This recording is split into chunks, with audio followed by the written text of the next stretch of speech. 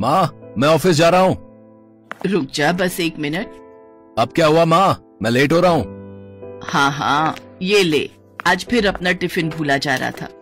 Oh sorry माँ। Sorry के बच्चे, इतना बड़ा हो गया, कब तक ख्याल रखूंगी मैं तेरा। हाँ बस कुछ दिन और माँ। हैं? क्या क्या बोला? सुन तो, अरे सुन तो सही। इससे पहले कि सरला अपनी बात पूरी कर पाती, आकाश झट से अपनी बाइक पर बैठकर चला गया। पति की मौत के बाद सरला का बेटा आकाश ही अब उसका सहारा था। वो सरला का इकलौता बेटा था। बड़ी मुश्किलों से सरला ने आकाश को पाला पोसा था। आकाश भी स्वभाव का बहुत अच्छा था। वो अपनी माँ की तपस्या और त्याग को अच्छे से समझता था, इसीलिए वो अपनी माँ पर हमेशा अपनी जान छिड़कता था। पढ़ाई पूरी करने के बाद आकाश को अच्छी नौकरी मिल गई तो सरला के भी दिन बदल गए। अब वो दोनों एक अच्छी कॉलोनी में सम्मान के साथ रहते थे। उधर ऑफिस में आ गए मिस्टर आकाश। हाय संजना, कैसी हो? जाने दो, मेरी इतनी परवाह होती तो इतना वेट करवाते क्या मुझे? सॉरी यार, एक्चुअली रास्ते में ट्रैफिक बहुत था ना, तो बस इसीलिए लेट हो गया। तो तुम कार क्यों नहीं ले लेते?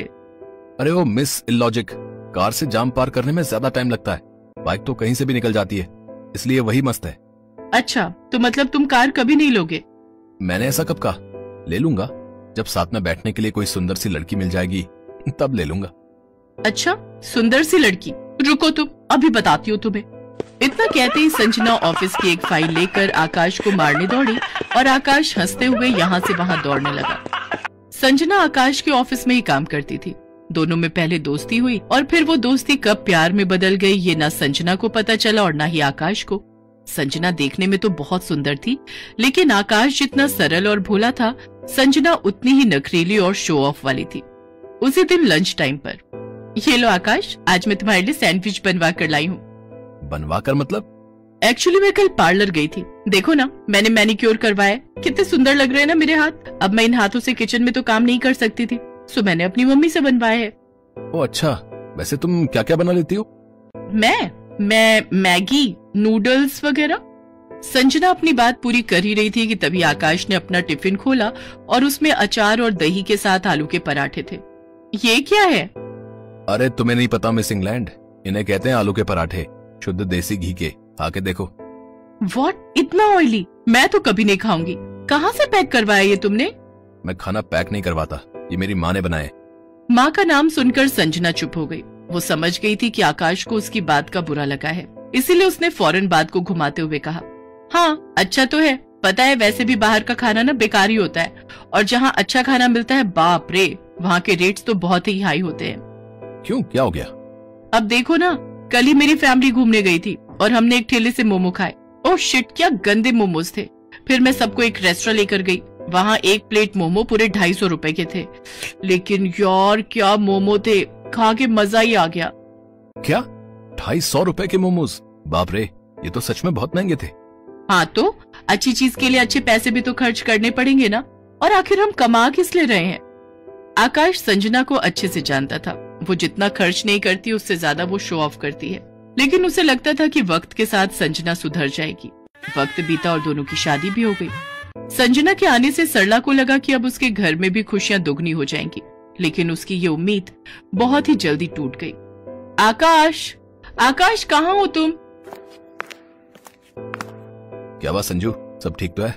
अभी तक मुझे चाय नहीं मिली। ये मेड कितने बजे आती है यहाँ? मेड? कौन मेड? संजू, हमारे घर में कोई मेड नहीं आती। हैं? तो फिर घर का सारा काम कौन करता है? मैं तो बचपन से माँ को ही देख रहा हूँ, वही पूरा घर संभालती है, और अब तुम आ गई हो तो माँ को भी थोड़ा आराम मिल जाएगा। आकाश ये बात कहकर नहाने चला गया। उधर संजना को तो दोहरा झटका लगा। एक तो आकाश के घर में कोई नौकरानी नहीं थी, और दूसरा आकाश ने उससे कह दिया कि अब घर के कामों में वो सरला का हाथ बटाए। तभी सरला वहाँ आई। बेटी Sanjana. Oh good morning mummy. Good morning बेटा। संजना बेटी, तुम आकाश को नाम से क्यों पुकारती हो? मतलब, मैं समझी नहीं मम्मी। बेटी, हमारे देश में पतियों को नाम से नहीं पुकारा जाता, पर मैं तो उसे हमेशा ही आकाश कहकर बुलाती हूँ। अब कैसे उसे जी सुनो जी कहकर बुलाऊं मम्मी?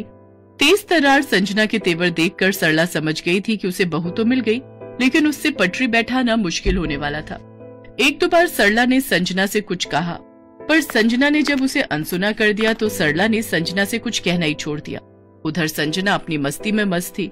वो जी खोलकर खर्च करती, अपनी सैलरी के साथ साथ आकाश की सैलरी पर भी अपना ही हक समझती थी। सरला ये देखकर भी चुप थी। देखते ही देखते 1 साल बीत गया और फिर आकाश, तुम्हें कुछ याद है? क्या? आने वाले संडे को क्या है? संडे को छुट्टी है और क्या? यू स्टूपिड, तुम्हें तो कुछ याद नहीं रहता।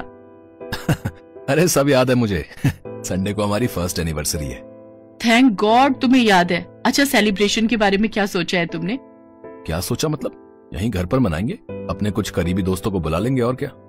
अच्छा, और फिर उन्हें मम्मी के हाथ के आलू पराठे खिलाओगे क्या? अच्छा तो बताओ तुम क्या चाहती हो? देखो, मैं चाहती हूँ ना कि एनिवर्सरी पर मेरे सारे दोस्त आए, और वो सारे बड़े हाई सोसाइटी के हैं, पर अपना घर कितना छोटा है, हम उन्हें यहाँ नहीं बुला सकते ना। पर ये हमारा घर है संजू, तुम इसके बारे में ऐसा कैसे बोल सकती हो? अरे मैं ये थोड़ी कह रही हूँ कि तुम अपना घर छोड़ दो, बस एक दिन के लिए कोई अच्छा सा घर किराए पर ले लो ना। और हाँ, एक मेड का भी इंतजाम कर लो, चाहे एक दिन के लिए सही। उस एक दिन में प्रिंसेस की लाइफ जीना चाहती हूँ आकाश। पर ये दिखावा, ये सब ठीक नहीं है संजू। दिखावा न करूँ तो क्या करूँ? अपने दोस्तों को इस फटीचर घर में ले आऊं, क्या इंप्रेशन पड़ेगा उन पर? संजना बस बहुत हुआ, एकदम चुप हो जाओ, वरना मुझसे बुरा कोई नहीं होगा। आकाश ने संजना को पहली बार डांटा था। दरवाजे के पीछे खड़ी सरला ये सब सुन रही थी। फिर उसी शाम, सुन आकाश, बहू जो कह रही है मान लेना बेटा। माँ फालतू की जिद कर रही है वो। तू जानता है कि वो जिद्दी है, नहीं मानेगी। तुम लोगों की शादी की पहली सालगिरह है, वो खुश नहीं होगी तो अच्छा लगेगा क्या? अपनी माँ की बात मानकर आकाश ने एक बंगला देखा और उसे एक दिन के लिए किराए पर ले लिया।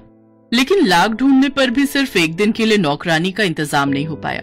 सालगिरह वाले दिन संजना, सरला और आकाश तैयार होकर उस किराए के बंगले में गए। थोड़ी देर में वहाँ संजना की दोस्त भी आ गई। Hi Sanju, how are you? Oh hi Neelu, what's up? Sanju, many congratulations यार। Thank you dear. By the way, where is Akash? वो थोड़ी देर में आ रहे हैं, कुछ जरूरी काम था ना इसलिए। तुम बैठो, मैं तुम्हारे लिए पानी लेकर आती हूँ। पानी तुम लाओगी? मतलब यू डोंट हैव मेड? है ना मेड है ना, बस आज वो आई नहीं, कुछ प्रॉब्लम हो गई उसे अचानक। ओह, ये ऐसी सस्ती मेड रखने से ना यही होता है, थोड़ी अच्छी मेड रखो ना। आजकल कई एप्स हैं जो प्रोफेशनल मेड्स अवेलेबल कराती हैं। सरला संजना की सहेलियों की बात सुनकर हैरान थी, साथ ही संजना का उतरा हुआ चेहरा देखकर उसे बुरा भी लग रहा था। फिर कुछ सोचकर उसने अपना बैग खोला और उसमें से एक पुरानी साड़ी निकालकर पहन ली और फिर संजना से आकर बोली, अब सॉरी मेम साहब, मैं थोड़ा लेट हो गई। क्या करना है बताइए? क्या करना है मतलब? यार क्या गवार औरत है ये मेड, और इसे ही नहीं पता कि क्या करना है। यार संजना, ये कैसी थर्ड क्लास मेड रखी है तुमने? मैं तो इसे अपने घर में भी ना घुसने दूं। सरला संजना की मदद करने चली थी, लेकिन अब तो उसका ही अपमान होने लगा था। उधर संजना को भी बहुत बुरा लग रहा था कि उसकी सहेलियां उसकी सास का अपमान कर रही हैं। फिर भी उसने मूड ठीक करते हुए कहा, अरे तुम दोनों इनके हाथ का खाना तो खाकर देखो। She is mind blowing in cooking. इसके हाथ का खाना, माई फूड। तुमने पार्टी के लिए केटरिंग भी अरेंज नहीं की क्या? उफ संजना, इतनी भी क्या कंजूसी, बट सॉरी, हम लोग इतने गए गुजरे नहीं है कि इस फटीचर के हाथों का बना कुछ खाएं। इतना सुनते ही संजना का माथा घूम गया, क्योंकि उसकी सहेली ने बदतमीजी की हद पार कर दी थी। She is not a made, she is my mother, and both of you out, get out from here. Sanjana को गुस्से में देखकर उसकी दोनों सहेलियां वहां से भाग खड़ी हुई और उनके जाते ही संजना सरला के पैरों में गिर गई और जोर जोर से रोने लगी। सरला ने उसे चुप कराया और फिर गले से लगा लिया। तभी आकाश वहां गया। सामने का नजारा देखकर उसे अच्छा तो बहुत लग रहा था, लेकिन उसकी समझ में कुछ नहीं आ रहा था, तो उसने सरला से पूछा, क्या हुआ माँ? संजू को क्या हुआ? ये रो क्यों रही है? सब ठीक है बेटा, अब सब ठीक है। आकाश को अब सब समझ आ गया था। वो खुश था ये देखकर कि भले ही एक दिन के लिए ही सही, पर अपनी सास को नौकरानी बनता देखकर संजना के दिल में दबी अच्छाई बाहर आ गई थी और उसके दिल का मैल उसके आंसुओं में पूरी तरह धुल गया था।